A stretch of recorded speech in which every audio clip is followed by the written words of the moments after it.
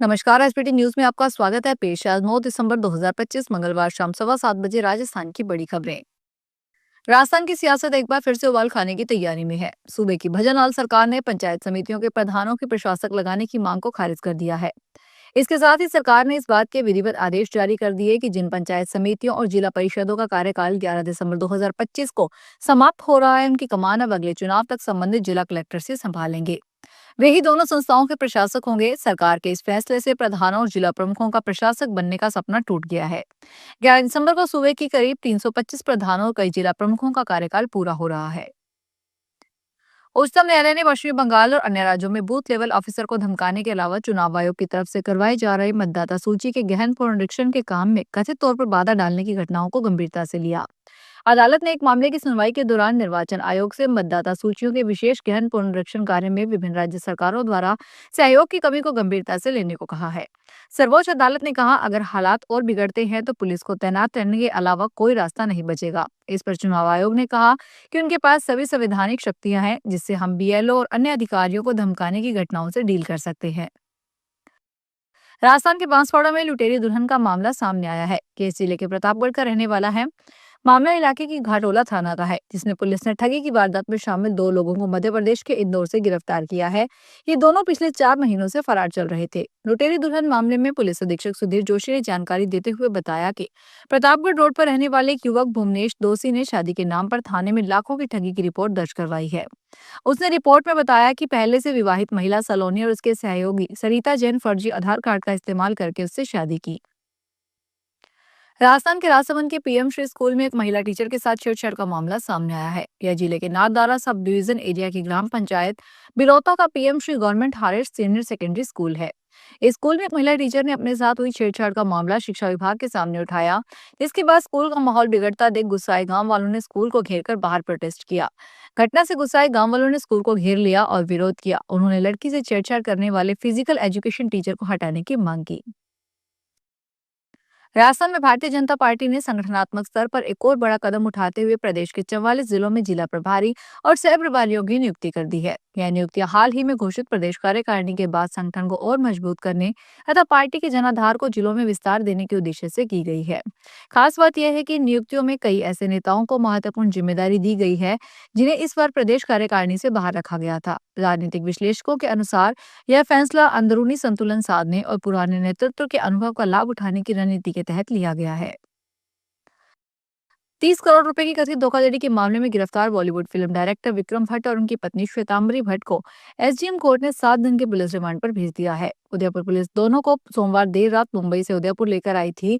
दंपति को 7 दिसंबर को मुंबई स्थित उनके आवास से गिरफ्तार किया गया था। पुलिस ने मंगलवार दोपहर दोनों को कोर्ट में पेश किया, जिसके बाद उन्हें रिमांड पर भेज दिया गया। रिमांड अवधि के दौरान जांच अधिकारी डीएसपी छगन सिंह राजपुरोहित आरोपों से जुड़े वित्तीय लेन देन व दस्तावेजों की गहन जांच करेंगे। माउंट आबू में इन दिनों कड़ाके की ठंड का प्रकोप लगातार बढ़ता जा रहा है। पहाड़ी क्षेत्र होने के कारण यहाँ तापमान में तेज गिरावट दर्ज की जा रही है। बीते 24 घंटों में माउंट आबू का न्यूनतम तापमान 1 डिग्री सेल्सियस तक पहुंच गया, जिससे लोगों को शीतलहर का तीव्र असर झेलना पड़ रहा है। तेज बर्फीली हवाओं के कारण सुबह और शाम के समय ठंड को और अधिक बढ़ जाती है, जिससे स्थानीय निवासी और पर्यटक दोनों ही गंभीर रूप से प्रभावित हो रहे हैं। माउंट आबू के प्रसिद्ध दर्शनीय स्थलों ओरिया और गुरु शिखर पर बर्फीली हवाएं लगातार चल रही है, जिससे इन इलाकों में ठिठुरन और बढ़ गई है। कृषि मंत्री डॉक्टर किरोड़ी लाल मीणा ने भाजपा मुख्यालय में सुनवाई की। इस दौरान कृषि मंत्री डॉक्टर किरोड़ी लाल मीणा ने कहा कि संगठन ने यह तय किया है कि पार्टी कार्यालय पर सुनवाई करे, दूर से कोई आता है तो मंत्री सुनवाई करें। सुनवाई कार्यक्रम बहुत अच्छी पहल है। राजस्थान में खाद की किल्लत पर मंत्री किरोड़ी लाल मीणा ने कहा कि प्रदेश में खाद की कोई किल्लत नहीं है। मैं आंकड़े रख सकता हूँ। जो टोकन पहले दिया जाता है, टोकन वाले लोग खाद के लिए लाइन लगाते हैं। इस लाइन लगाने में मैं कोई कमी नहीं मानता हूँ।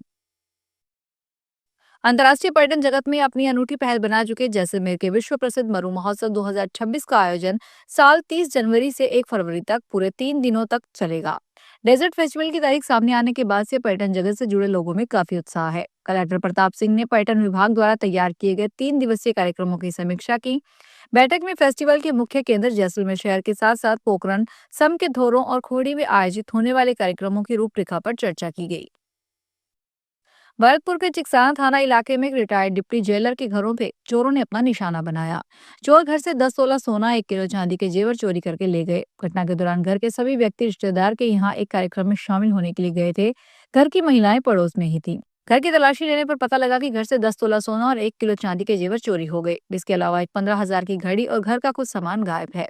घटना के बाद पुलिस को सूचना दे दी गई। फिलहाल पुलिस आरोपियों की तलाश कर रही है। जयपुर शहर में अगले 1.5 साल बाद बिजली गुल की शिकायतें नगण्य होने वाली है। राजस्थान राज्य विद्युत प्रसारण निगम ने बिजली उपभोक्ताओं को बिजली आपूर्ति बाधित होने की शिकायतों से राहत देने की कार्रवाई शुरू कर दी है और आगामी 1.5 साल में जयपुर शहर को निर्बाध रूप से बिजली आपूर्ति मिलना शुरू हो जाएगी। प्रसारण निगम ने आमेर तहसील के चौक में 285 करोड़ रुपए लागत से बनने वाले 400 केवी नॉर्थ ग्रिड निर्माण के लिए फर्म को लेटर ऑफ इंडस्ट्री जारी किया है। बाड़मेर गुड़ामलानी के किसान बीते कई दिनों से अपनी मांगों को लेकर प्रशासन को अवगत करवा रहे हैं, लेकिन प्रशासन को दिए समय के बाद समाधान नहीं होने पर मंगलवार को किसान बड़ी संख्या में गुड़ामलानी अहिंसा सर्कल तहसील गेट के आगे इकट्ठा हुए। गुड़ामलानी तहसील गेट के आगे बड़ी संख्या में किसान ट्रैक्टर लेकर पहुंचे। किसानों का कहना है कि हमारी मांगे नहीं मानी गई तो हम यहाँ से ट्रैक्टरों से जिला मुख्यालय की ओर कूच करेंगे। जिला कलेक्ट्रेट का घेराव किया जाएगा।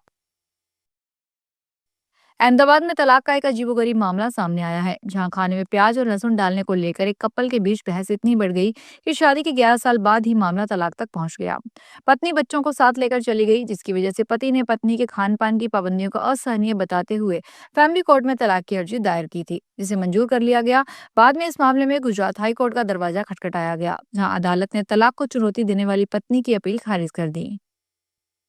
चूरू शहर के वार्ड 58 में 60 वर्षीय बुजुर्ग महिला से हुई चाइल्ड स्नैचिंग की वारदात का खुलासा कर दिया गया है।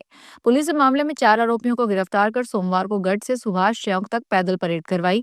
सभी आरोपियों ने महिलाओं के कपड़े पहने हुए थे, चारों के सिर मुंडे हुए थे और कान पकड़कर नंगे पैर चल रहे थे।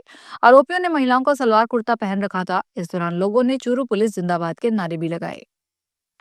उत्तर रेलवे के अंबाला मंडल के धुरी स्टेशन पर विभिन्न कार्यों के कारण राजस्थान में कोटा मंडल से गुजरने वाली 2 यात्री गाड़ियों को उनके निर्धारित मार्ग की बजाय परिवर्तित मार्ग से संचालित किया जाएगा। वरिष्ठ मंडल वाणिज्यिक प्रबंधक सौरभ जैन ने मंगलवार को बताया कि गाड़ी संख्या 22941 इंदौर शहीद कैप्टन तुषार महाजन एक्सप्रेस 15 दिसंबर से 2 फरवरी 2026 तक अपना निर्धारित मार्ग की बजाय परिवर्तित मार्ग वाया दिल्ली, सफदरगंज, आदर्श नगर दिल्ली, अंबाला छावनी जंक्शन और लुधियाना होकर गंतव्य को जाएगी। फिलहाल इस बुलेटिन में इतना ही। फिर हाजिर होंगे बड़ी खबरों के साथ।